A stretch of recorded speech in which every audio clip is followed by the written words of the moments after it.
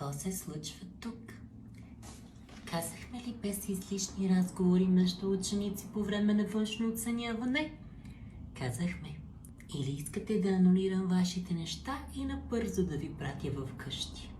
Много добре знаете, че правилата са такива и трябва да се спазват. Ние не сме падари. Ясно ли? Айде, пишете. Тихо, тихо. Ученици, какво е това? Казахме да няма включени телефони и всички да са предадени. Казахме.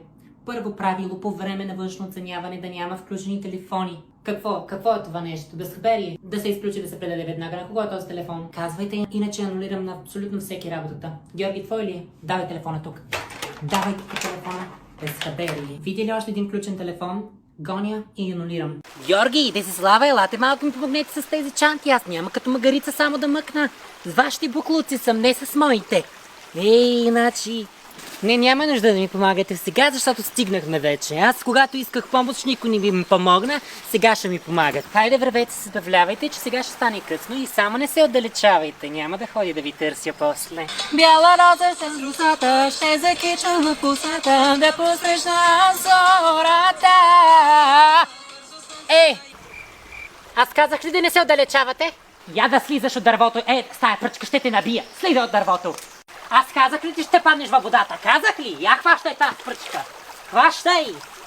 Знаех си, че трябва да ги пратя при дядо им, при баба им. Знаех си, ама айди, добра съм, нали? Добра съм. Какво стана, бе? Ожилилата пчела. Айде, тръгваме си. Няма, ето и тук ми дойде вече.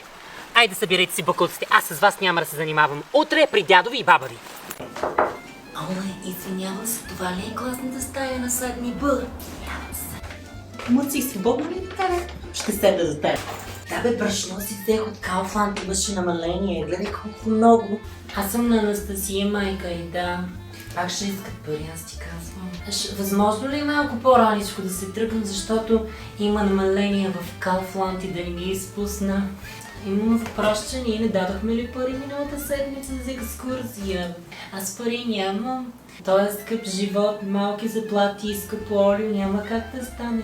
Зоологическа градина. Как може и без зоологическа градина да минат? Вижте какво на село. Овце колкото искаш, кози колкото искаш, патки колкото искаш. Мале, Муци, ти как си бе? Как е Гошко? Ние не говорим силно сега. Боже, тази какво се превзема. Аз ще мога ли да тръгвам, че гоня автобус и Kaufland ще ми заминат намаленията? Защото много хубаво.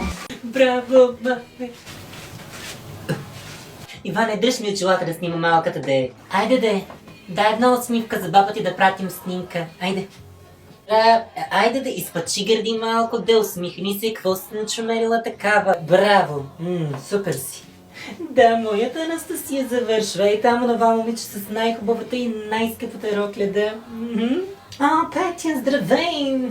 И твоята ли завършва? Мислех, че останала в същия клас. Ами на твоето момиче роклята не е зле, да не сте теглили кредит. Не сте. Анастасия, и аз са завъртили леля ти Петя да види какво е рокля за 5000 лева. Завърти се. Анастасия, не си настъпвай роклята, момиченце. Нещо момиче има пълна шестица, ще следва право в София. Вашата хвана ли четворка изобщо? Анастасия, ела тук, леля ти Петя иска да се снима с теб. Как да не искаш? Искаш. Кога пораснаха тези малки багабонти? От такива фъстъчета ги обучаваме, Ленче. От такива. Аз сигурно ще имам най-много цветя от всички учители. Все пак съм добра учителка. Какво става, бе? Нито едно цвете за половин час, нито едно. Ленче, какво става, бе, мила? Много цветя, много нещо. От кого са? От учениците. Заслужила си. Как така на чистачките дават цветя, на мен нито едно цвете? Безобразие. Георги, здравей, моето момче.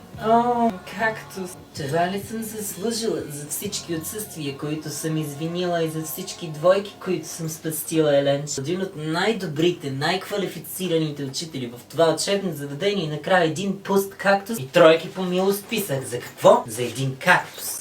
Какво има, Иване? Много добре знам, че е денят на детето. Нямам нужда от припомняне. И какво от това? Какъв подарък бе? Въшка такава. Станал на 15 мъж за женене, подаръци ще иска. За денят на детето. Боже! Като ти лепна един зад врата, ще видиш два подаръка. Вместо да излезеш навън да окосиш тревата, подаръци ще искаш. Развъдник за смие стана от двора. От твоят на баща ти мързела. Абе стига с този подарък, я да излизаш веднага да окосиш леварата навънка. Мързел смързел, такъв като ти лепна един, същия като баща си. Едно кафе не мога да изпия на спокойствие. Денят на детето. На да си жив и здрав. Върви, коси. Клаудия, благодаря, че дойде с мен. Никой не искаше да дойде с мен на разходка. Няма защо, Жозепа. А защо никой не искаше да дойде с тебе?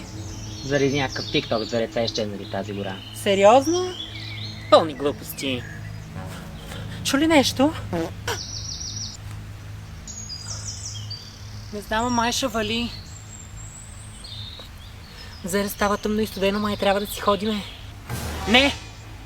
Все още не. Все още не. Не. Ще те закарам на едно хубаво място. Сериозно? Къде?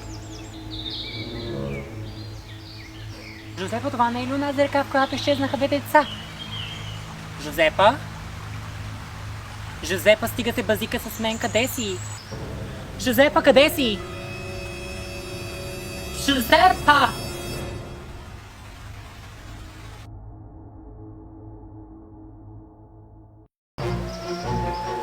Жозепа, къде си? Жозепа! Жозепа, къде си? Жозепа!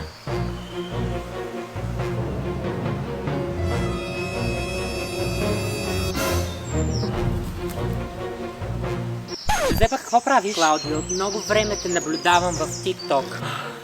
Какво? И ти попадна точно в моят капан.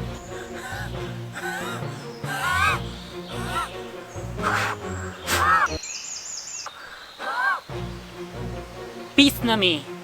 Никой да не ме гледа. Писна ми да нямам последователи. И само ти да имаш гледания и последователи. Край! Защото аз всъщност не съм Жозепа. Аз съм... Какво? Аз всъщност не съм Жозепа. Какво? Аз съм Милен Колев. И съм тук, за да те убия. Какво? Вече няма ти да си на топ класациите на БГ TikTok-а, а ще съм аз. Жозепа, не дей, моля ти се! Жозепа, не! Жозепа, моля се, не дей!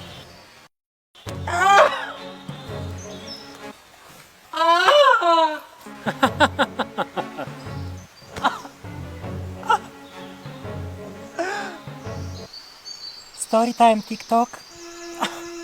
Тук що бях убита. Последвайте ми, харесвайте клипчето. Ей хора, здравейте, аз съм Милен Колев. Аз съм в гората на изчезналите и не може да повярвате какво открих. Тялото на Клаудия. Нека да видим сега кой ще е по-популярен.